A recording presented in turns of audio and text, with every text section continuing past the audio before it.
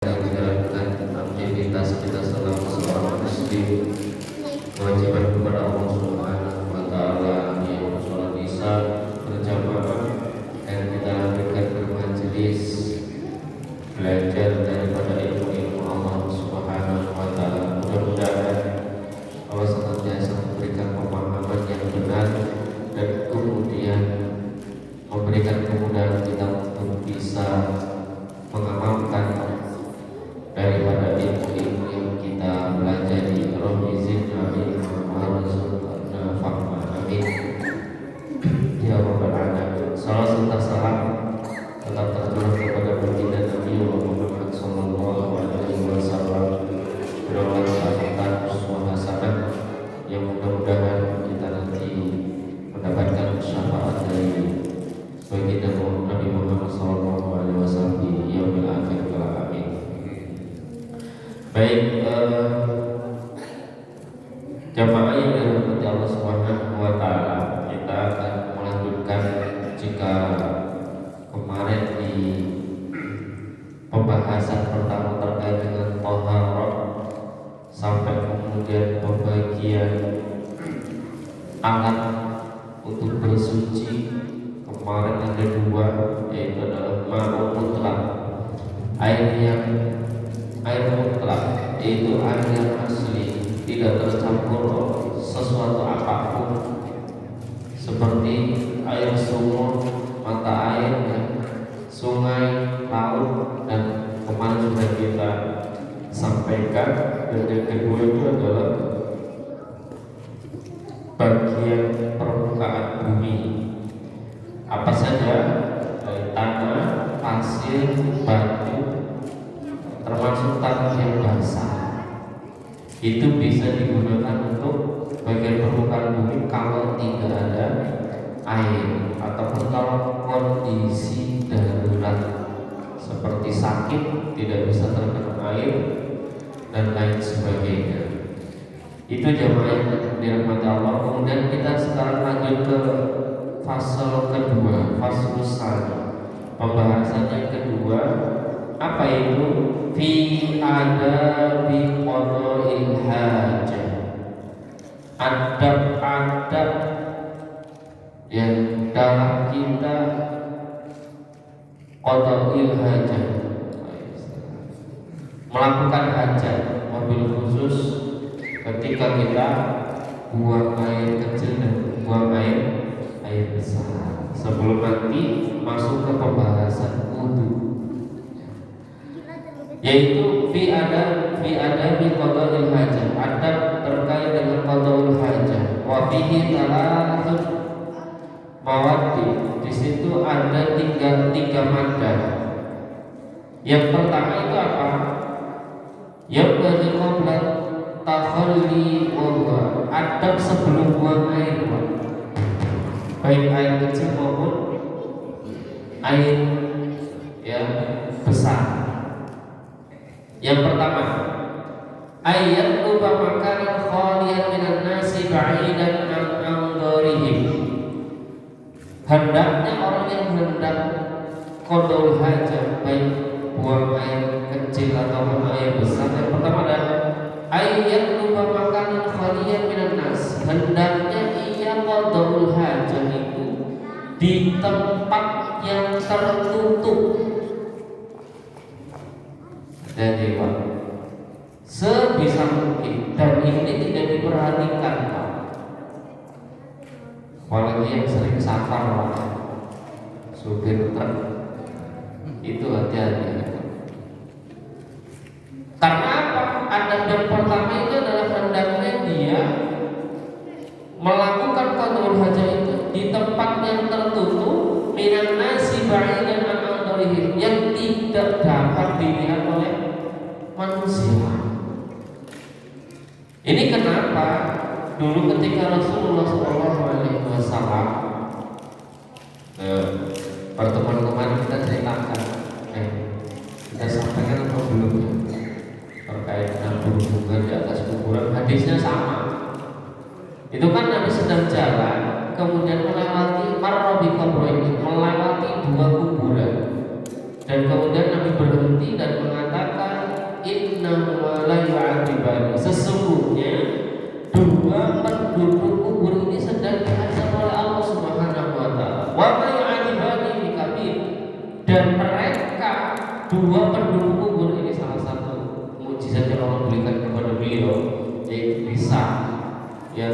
lagi daripada azab kubur. Maka kemudian Nabi dan dua penghuni kubur ini diazab di dalam kuburnya sekarang ini. Wa ma yu'adzabun bukan disebabkan dosa yang mereka anggap itu besar. Maksudnya yang menurut pandangan manusia itu sepele. Apa? Yang pertama ini diazab la yastatiu minal baul. Ketika bau kencing, bau air kecil itu maaf.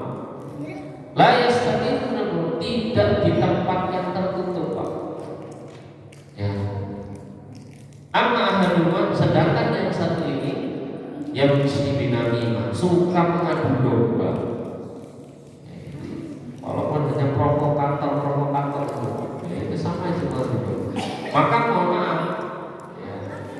Ini kan layas tapi minal baul, tidak di tempat yang tertutup itu sudah menjadi hal yang kebiasaan, Pak. Bahkan kemudian menganggap biasa. Anaknya masih usia 2 tahun, Pak pengen kecil, bukan soalnya di sana depan. Nah ini sama mengajarkan. Kalau kemudian dia seterusnya sampai seperti itu, dosa jariah mengalir itu bagi bapak dan ibunya. Maka adab yang pertama ketika qadul hajah adalah hendaknya dia melakukan qadul hajah di tempat yang tertutup, tidak terjangkau oleh manusia.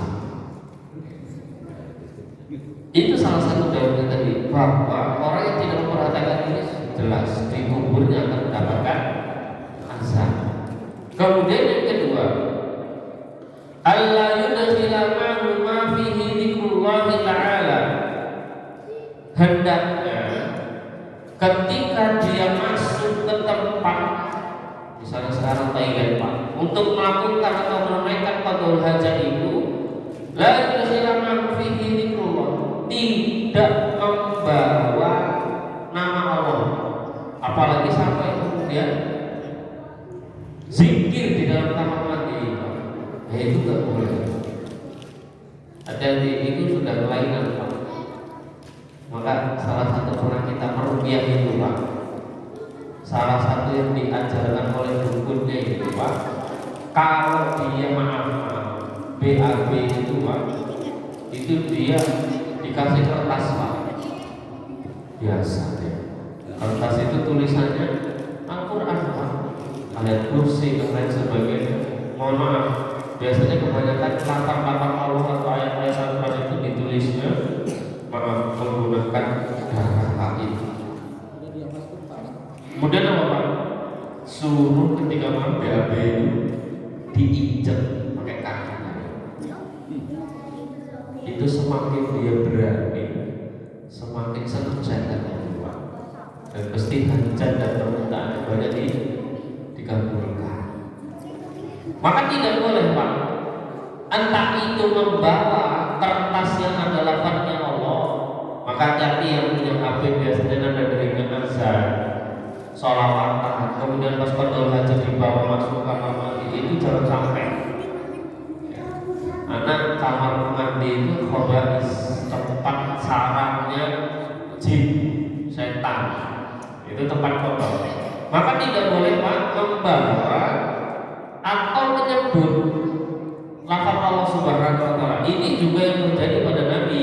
Ruya annahu sallallahu alaihi wasallam, sebagaimana hadis yang diriwayatkan oleh Nabi, la bisafa tamanna suhu Muhammadur Rasulullah. Nabi itu memakai cincin, Pak.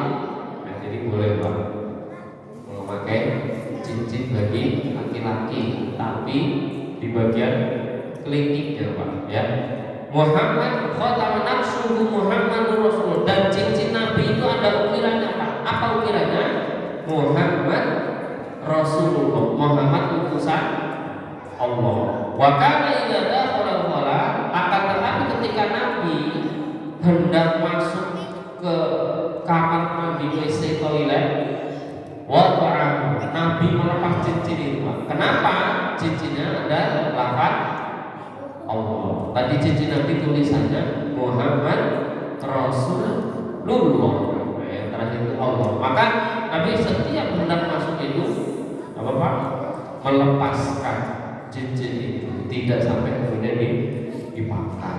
Maka jangan sampai Pak, apalagi Al-Quran itu ya ditempatkan di tempat yang bawah. Ya itu bagian daripada adab kalau baca sama Ustaz Habib ya, mungkin dari sampaikan terkait dengan adab kita terhadap Al-Quran. Jadi sudah ada berapa di Afrika ini Pak, ada 2 orang kembar, sama cerdasnya, sama pinternya, hafalannya sama kuatnya, sama-sama hafid Quran Pak. Tapi ketika sudah beranjak dewasa, yang satunya ahli ibadah, alim, yang satunya itu condong kepada perbuatan yang sia-sia Pak. Akhirnya dilakukan riset itu Pak. Ini kenapa? Padahal tempat pendidikannya sama, cerdasnya sama, kepandaiannya sama. Kemudian setelah diriset Pak, yang satu yang dia alim, pinter, ahli ibadah, ketika dia membaca Al-Quran Pak, selalu menjaga wudhu dan menghadap kiblat. Tapi satunya ini yang lebih kepada perbuatan yang sia-sia itu tidak memperhatikan 2 hal ini. Kalau selainnya sama Pak, kecuali setelah dilakukan penelitian cuma 2 ini, itu ternyata perubahannya beda-beda. Maka kalau di Afrika itu Pak, hampir semuanya itu habis Quran, penjaga kota itu juga habis Quran. Tidak ada satu orang pun yang ketika membaca Al-Quran berani membelakanginya. Saya baca ini, tidak ada orang yang berani duduk di depan saya membelakangi Al-Quran sampai seperti itu ada. Maka kalau kita mau di rumah demikian, Al-Quran harus tempat yang paling tinggi kalau Allah. Maka di sini sampai pun ketika masuk ke dalam kamar mandi itu tidak boleh membawa sesuatu apapun ya, yang di situ diukir nama Allah ataupun sampai menyebut nama Allah. Apapun kondisinya Pak. Ya. Para ulama itu tidak memperbolehkan malah istighfar di kamar mandi. Istighfar bagus Pak, tapi kalau dilakukan di dalam kamar mandi tidak boleh. Ini ya. Yang kedua, maka yang sekarang rawan itu HP Pak. Jangan sampai kemudian apa istilahnya, nada deringnya, azan, sholat, dan juga yang kedua atribut pakaian Pak. Mungkin yang punya topi, kalimat tauhid, hati-hati itu juga dalam mencucinya, dijaga betul. Ataupun pakaian yang kemudian ada atribut kaligrafinya, tulisan Allahu Akbar dan sebagainya, hati-hati. Maka dijaga betul. Kemudian yang ketiga, ada kalau yang pertama di tempat yang tertutup.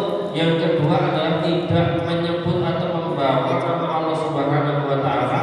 Yang ketiga, ayyuqad bimarijlanul yusra inda dukhuli ilal khala. Ketika masuk Pak, kakinya dulu itu kiri, jangan dua-duanya Pak, nanti kayak pocong lompat. Ayyuqad bimarijlanul yusra, mendahulukan kaki kiri. Jadi berbeda dengan masjid Pak. Kalau masuk masjid pertama kaki, tapi kalau masuk ke toilet atau WC dalam kondol hajat itu adalah menggunakan kaki kiri. Wa yaqulu bidu'a, dan dengan mengucapkan doa. Doanya jangan sampai di dalam Pak. Orang tadi yang kedua itu tidak boleh menyebut nama Allah ya, ataupun membawa nama Allah. Maka ketika sebelum masuk sudah berdoa ya, di luar apa di doanya? Bismillahi Allahumma inni a'udzu bika minal khubuthi wal khaba'ith. Aku berlindung kepada Allah dari apa? Godaan setan yang buruk. Ini rawahu Bukhari. Kalau tidak Pak, ya udah dia bisa ikut Pak, melihat aurat kita dan lain sebagainya. Ini dulu saya pernah ada teman Pak dari Sulawesi. Dia dulu belajar ilmu kodam Pak. Jadi dalam diri itu sudah banyak tanaman-tanaman setan busuk dan lain sebagainya. Maka ketika masuk pondok itu Pak, awal-awal yang baru hari-hari pertama itu dalam sepekan pertama itu biasa Pak, kalau anak di pondok itu sering ngantukan Pak, belajar itu seperti itu. Maka ketika dia masuk kelas, teman-temannya pada tidur, dia ketawa-ketawa Pak, dipanggil, kamu kenapa Ustaz? Gimana saya nggak ketawa Ustaz? Lah, teman-teman saya itu pada diduduki setan semua, ada yang dikencing lain sebagainya. Nah, kemudian kok kamu bisa melihat? Ya, kemudian mengatakan, kemudian dirukyah. Ya, ini bagian daripada kita berlindung daripada godaan setan. Ya, termasuk berlama-lama di dalam kamar mandi itu juga hati-hati. Karena ini udah tempatnya tadi jin dan setan. Kemudian yang keempat, yang pertama tempat tertutup, tidak boleh membawa atau membaca nama Allah. Kemudian yang ketiga adalah mendahulukan kaki kiri sambil kemudian berdoa, Allahumma inni a'udzubika minal khubuthi wal khaba'is. Yang keempat, Allah yarfa'a thawbahu hatta yad'u minal ardi sitran li 'auratihil ma'muri bihi sarra. Jangan mengangkat pakaiannya Pak sampai kemudian membuka aurat. Aurat laki-laki mana Pak? Batasannya pusar sampai lutut, gak boleh kelihatan Pak. Ya, meskipun ada yang berpendapat maaf kemaluan dan duburnya, tapi kalau aku lebih sepakat adalah dari lutut ini yang boleh kelihatan Pak sampai kemudian pusar. Maka maaf Pak, kalau secara fikih orang sholat itu pakai celana aja sah Pak. Secara hukum fikih kan syarat sahnya sholat adalah satrul aurat, menutup aurat. Sedangkan orang laki-laki yang sepakat yang paling ringan itu adalah apa ini? Lutut sampai pusar. Maka kemudian boleh Pak sholat nggak pakai baju itu secara hukum fikihnya boleh, tapi kalau tidak secara adat nggak bagus. Orang mau ketemu Rob pakai singlet. Ya kalau dalam kondisi terpaksa memang betul nggak punya pakaian, silakan.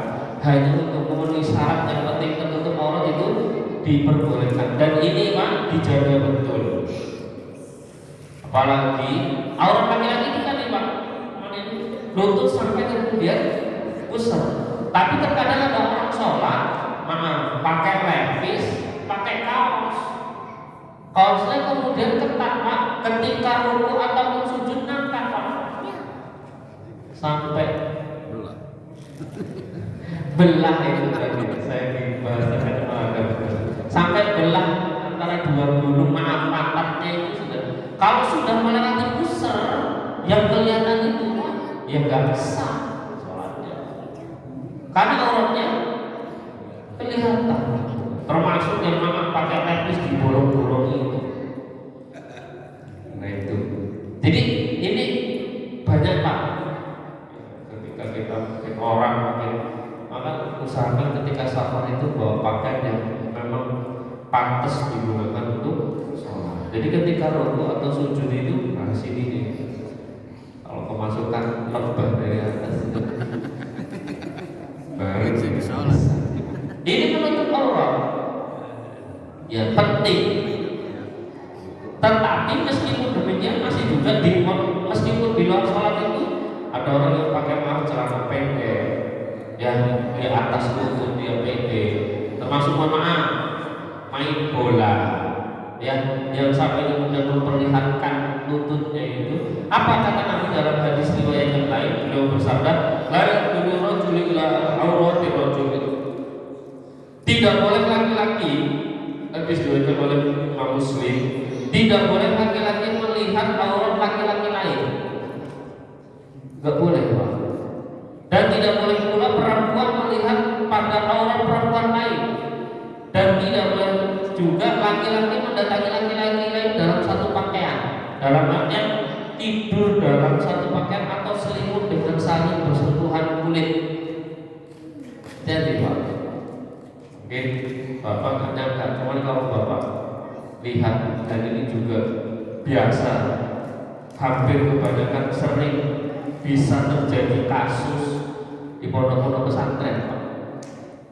Perempuan semua, istilah kita itu liwat atau laki-laki semua, itu terjadi, Pak. Jangan dikira nggak terjadi. Maka ini larangan dari Nabi. Tidak boleh laki-laki melihat aurat laki-laki lain.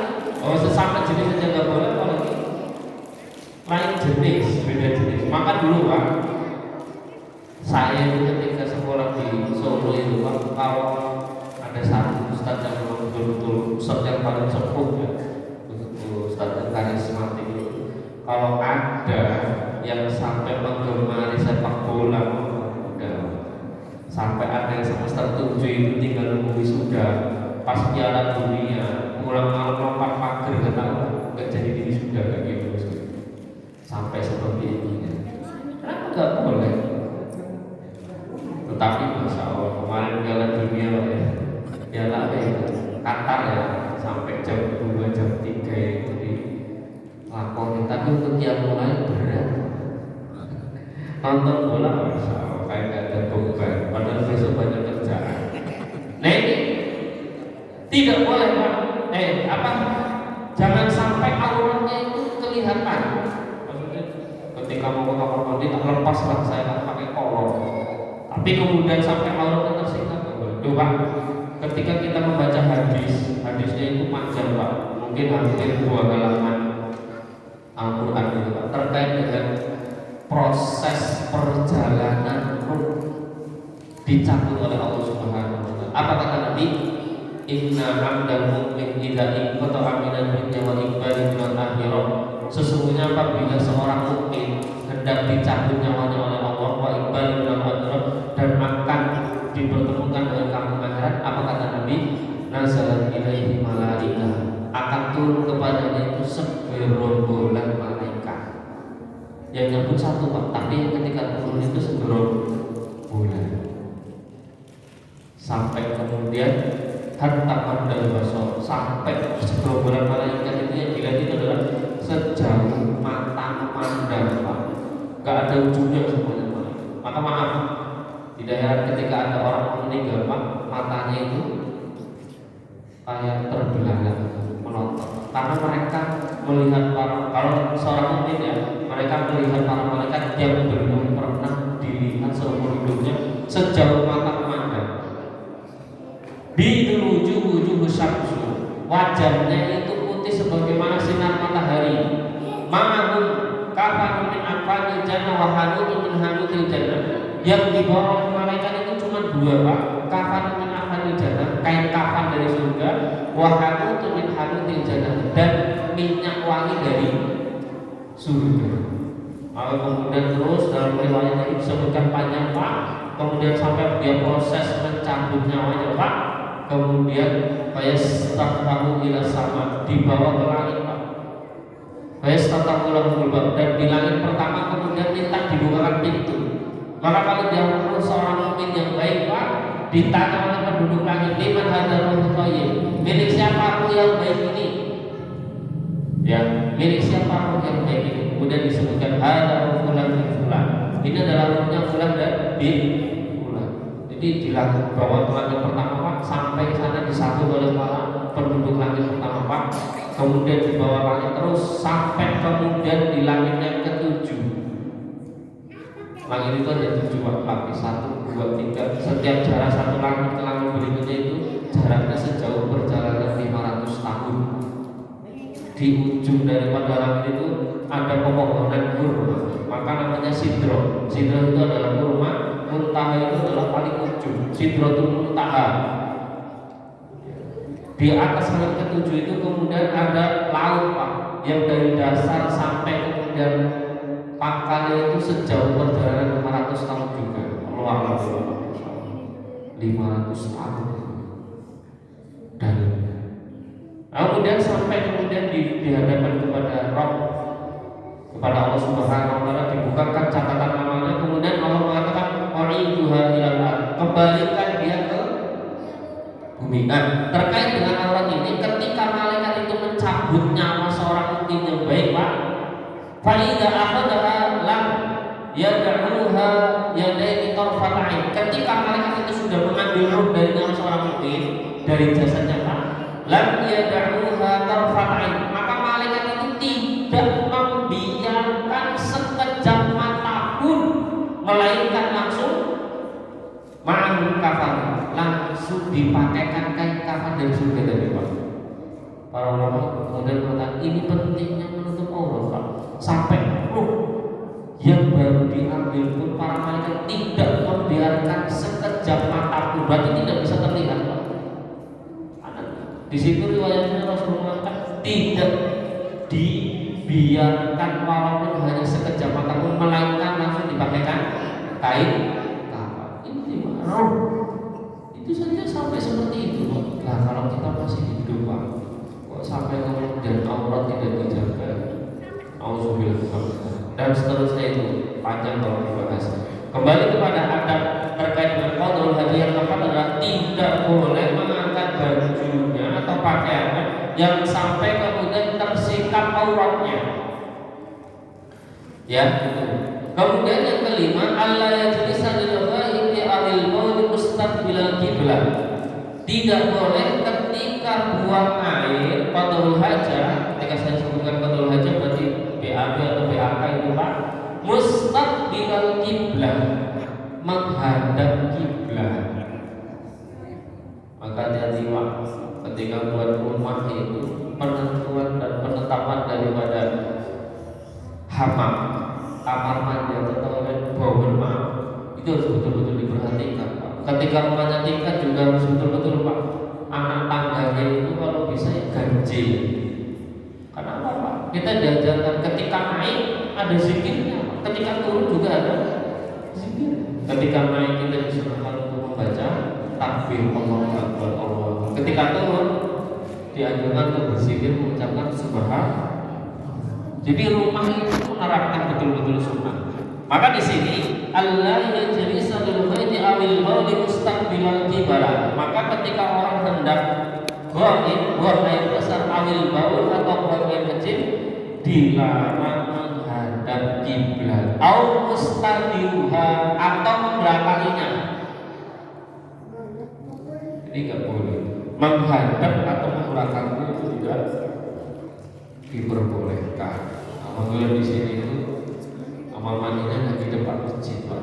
Kalau di beberapa tempat saya dapat itu di depan itu, Pak, dan enggak temboknya untuk tinggi. Nah, ini kan gimana ya dulu kalau saya berpikir ini. Liqauli sallallahu alaihi wasallam, la tastaqbilul qiblata wa la tastaqbiluha bi ghaibin aw baulin. Jangan kalian menghadap kiblat atau membelakanginya ketika buang air besar ataupun buang air kecil. Itu ya, Pak, ya. Meskipun ada yang dibolehkan ketika dia menggunakan santer, tapi lebih kuat adalah tetap tidak diperbolehkan, ya. Dilarang. Ternyata, Pak, kalau orang ilmuwan Eropa, orang-orang non-muslim saja, ketika mereka bisa terbang ke luar angkasa itu, kiblat itu menjadi apa, Pak? Magnet. Kiblat itu menjadi magnet, jadi tidak sembarangan.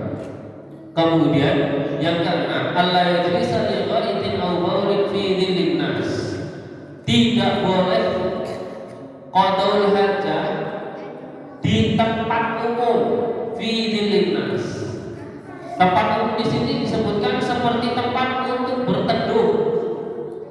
Ini yang biasa terjadi banyak itu di pasar, di terminal, Pak. Kira-kira kita terganggu? Salah satu larangannya itu tidak diperbolehkan. Autorihim, atau di jalan. Wah, kalau melihat anak-anak kecil itu, masya Allah, bebas. Apa mau kencing depan rumah sambil gini-gini, ataupun di jalan. Itu hati-hati loh, Pak. Kita selaku bapak itu diminta tanggung jawabannya. Ku angkusan ahli naro itu berlaku untuk para kaum rijal, bapak-bapak. Jagalah dirimu dan keluargamu ya dari api neraka. Maka dalam konsep keluarga itu Pak, meskipun seorang bapak itu alim, sholat 5 waktu, tidak pernah telat ke masjid, haji, sedekah tiap hari, tapi maaf kalau anak dan istrinya kemudian tidak taat, jangan berharap masuk surga dulu.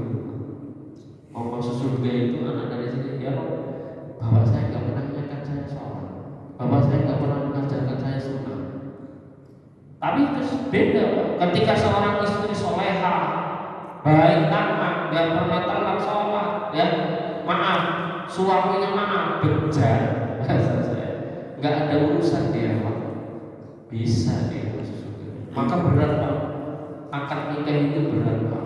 Misal itu pertanggungjawabannya. Ketika kita melakukan qabil nikah, saya terima nikahnya di situ Pak, seluruh tanggung jawab dan beban seorang anak perempuan yang tadinya masih sama ayah, semuanya dilimpahkan kepada suaminya, kepada kita. Nah, kalau punya istri dan anak perempuan sudah balik, keluar rumah tidak menuntut Allah, hati-hati Pak, diseret dulu kita, sehelai rambutnya kelihatan. Jadi betul.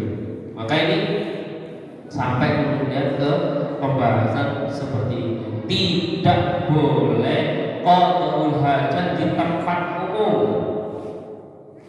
aumiyahihim, atau di tempat air. Tempat air Pak, apa contohnya ya?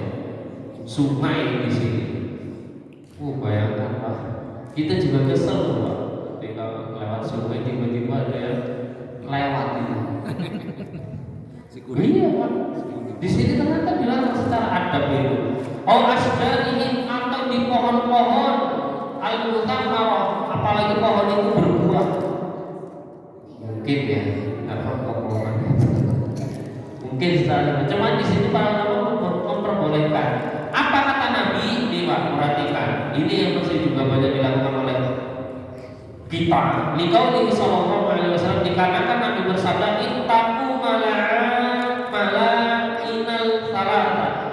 Jauhilah tempat-tempat, 3 tempat yang dilaknat oleh Allah Subhanahu wa taala. Apa? Al-baraza fil mawahir. Buang kotor hajat, baik kecil maupun BAB atau kecil, fil mawaridi, di tempat air mengalir. Itu dilaknat oleh Allah. Rasulullah mengatakan sendiri. Wa qari'atin wa wasatin, atau di tengah jalan, ya, wa dhillin, atau di tempat untuk berteduh manusia, halte, ya, kemudian gardu, ronda, pesing. Ini hati-hati Pak. Itu tempat-tempat di antara tempat-tempat yang mendapatkan laknat dari Allah Subhanahu wa taala, yaitu BAB atau BAK, di air yang mengalir. Kan air mengalir Pak. Kemudian di tengah jalan ataupun di tempat berteduh manusia. Ini jelas hadis ini riwayat Hakim, di sana yang sahih dengan sanad yang sahih. Itu yang karena yang pertama itu tadi adalah di tempat yang tertutup, yang kedua tidak boleh membaca atau membawa lafaz Allah, yang ketiga masuk dengan kaki kiri dan berdoa Allahumma inni a'udzubika minal khubuthi wal khaba'ith. Yang keempat tidak boleh tersikat auratnya. Yang kelima tidak boleh menghadap atau membelakangi kiblat.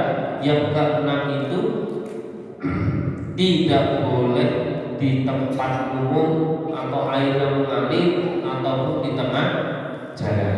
Yang ketujuh, Allah yatakallama hal tabarruzi, tidak boleh ngobrol.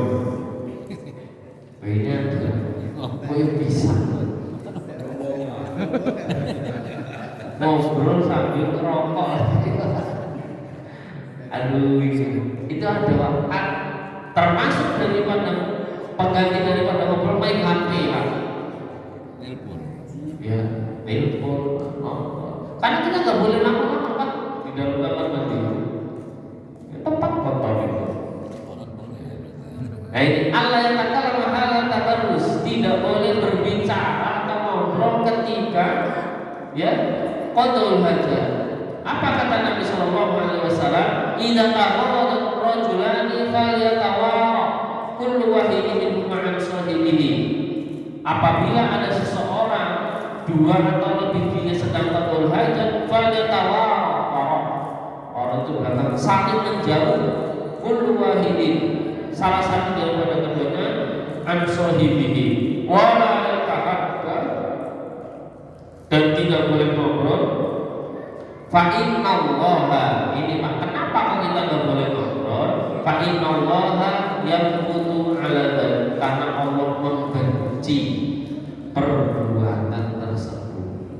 Jadi tidak disukai oleh Allah Subhanahu wa taala. Ini adab sebelum qadul hajat. Ada berapa? 7. Tempat tertutup, tidak menyebut atau membawa lafaz Allah, mendahulukan kaki kiri dan berdoa tadi, kemudian tidak meningkap auratnya, tidak membuka auratnya. Yang kelima, kemudian tidak boleh menghadap atau membelakangi kiblat. Yang keenam, tidak boleh di tempat umum atau air mengalir ataupun di tengah jalan, ya, sebenarnya jalan atau tempat umum sama. Dan yang ketujuh itu tidak boleh ngobrol. Betul-betul awal-awal santri baru masuk kayak gitu Pak, ada yang nyanyi. Iya Pak, apalagi kita itu pakai, bukan pakai bab ya, sambil nyanyi Pak, ada yang sambil turun jalan. Iya Pak, awal-awal itu coba. Apalagi nyanyinya berujung, nyanyinya yang religi misalnya, Allahumma sholli ala sholat, itu tambah. Namanya setan Pak. Kita itu akan dibawa tadi apa? Ini kan baik, ini kan makanya. Itulah pentingnya Pak. Itu yang saya itu di pondok loh Pak. Yang awal-awal sampai alhamdulillah sekarang juga nggak ada. Itu kan orang tuanya sampai nggak sejeli itu. Padahal nanti kan diminta itu tanggung jawab kan itu Pak. Ya, hati-hati gitu. Kemudian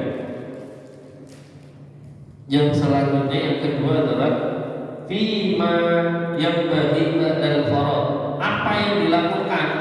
Kalau tadi sebelum, sekarang setelah. Ini cuma berapa ini? Cuma 2. Yang pertama, ayyukan dimani jalahu yumna indal khuruji minal khala'i fi Rasulillah sallallahu alaihi wasallam, yaitu keluar dengan menggunakan kaki apa tadi Pak? Kanan, melangkah kaki kanan. Jadi kapan penerapannya? Ketika masuk ke lokasi itu Pak, masjid itu masuk pintu tadi. Pertama kanan, set, harus diperhatikan. Kemudian yang kedua berdoa. Apa doanya Pak? Kalau yang susah ini yang disebutkan dalam hadis ini, rawahu Abu Dawud dan Tirmizi, ayyakula ghufranaka. Itu artinya ghufranaka. Ghufranaka, aku memohon ampunan. Ya. Jadi cukup itu Pak. Atau alhamdulillahilladzi adhaba 'anni al-adha wa 'afani, ya, alhamdulillahilladzi ahsana ila fi awwalihi wa akhirih. Tapi yang mudah di situ aja Pak. Ghufranaka. Doanya dari awal masuk, Allahumma inni a'udzubika minal khubuthi wal khaba'is. Yang kedua itu adalah keluarnya cukup membaca doa ghufranaka. Ini Pak terkait dengan adab. Ini simpel Pak. Kalau pengen ini di buku-buku yang lain pasti ada yang nambahkan, ada tambahan. Cuman ini yang Insya Allah sudah mewakili yang terkait dengan adab qadul hajat. Adab sebelum itu ada 7, setelahnya yang tadi cukup. Keluar dengan kaki kanan dan kemudian membaca doa ghufranaka. Ini bab yang kedua, adab qadul hajat.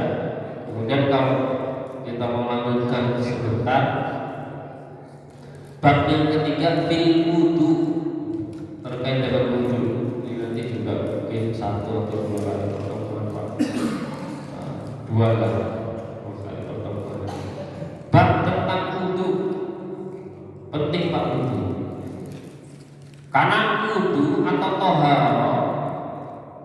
bagian daripada taharah itu adalah wudu. Itu adalah apa? Kuncinya sholat. La tuqbalu sholat itu tidak diterima oleh Allah idza ahdatsa, apabila dia berhadas, hatta yatawadda, sampai kemudian dia berwudu. Ini harus diperhatikan, Pak. Rangkaian sholat yang baik, yang sempurna itu yang mulai dari wudu. Dan sholat yang diterima oleh Allah dan benar pasti akan mencegah kepada pelakunya itu tanha anil fahsya'i wal munkar. Mencegah, sholat itu mencegah pelakunya untuk berbuat keji dan munkar. Kalau dia sudah sholat kok masih melakukan perbuatan keji dan munkar, berarti sholatnya nggak beres. Ada yang nggak beres, entah itu dari cara wudunya, entah itu dari niatnya, entah itu dari gerakannya, entah itu dari bacaannya yang salah. Alham tipis, tapi kalau dibaca alham maknanya sudah jauh. Alhamdulillah, pujian bagi Allah. Tapi kalau menyebutkan alham, kecelakaan bagi Allah. Coba Pak, kalau kita nggak belajar makharijul huruf, bertahun-tahun sholat yang mungkin dia anggap memuji Allah, ternyata sekian puluh tahun itu mendoakan kecelakaan bagi Allah. Ya pantas Pak, sholat yang dilakukan tidak bisa mencegah dirinya dari perbuatan keji dan munkar. Sholatnya bukan memuji Allah, tapi menghina Allah Subhanahu. Kecelakaan bagi Allah. Didoakan oleh Allah. Hati-hati. Nah ini kuncinya sebenarnya udah. Kalau kita sudah sholat kok masih suka berbuat bohong, masih berbuat menipu ya, masih kemudian berbuat munkar, nanti sholatnya itu ada yang belum benar. Udah pasti. Loh, dalam anggota tubuh yang harus dibasuh itu kaki salah satunya, tangan sampai siku, muka, kepala, dan kemudian yang wajib ya kaki sampai mata kaki. Kebanyakan orang apa? Ketika orang muda itu tangkuknya itu tidak kebasuh. Apa ancaman dari Nabi? Wailul aqabi minan nar. Celakalah orang yang kemudian tumitnya itu tidak berbasuh. Kecelakaan itu dengan apa Pak? Bina. Dengan api, berarti masuk neraka. Sudah sholat ya sudah wudu, tapi karena tidak diperhatikan, justru masuk ke dalam neraka. Apalagi yang wudunya pakai keran di tempat yang cepat-cepat, cuma di aura depannya sedikit, belakangnya masih hati-hati, siku itu sering gitu Pak. Makanya diperhatikan itu. Nanti akan salah satunya adalah keutamaan daripada wudu. Baik, terkait dengan wudu, masyru'iyyatuhu. Dalilnya mana? Al-wudu masyru'un bil kitab wa sunnah. Wudu itu disyariatkan. Mana dalilnya? Quran surat Al-Maidah. Ini syariat yang kamu jelaskan secara gamblang. Salah satunya adalah wudu. Kalau sholat kamu cuma perintahkan dirikan ke sholat, tapi tata caranya dijelaskan oleh siapa?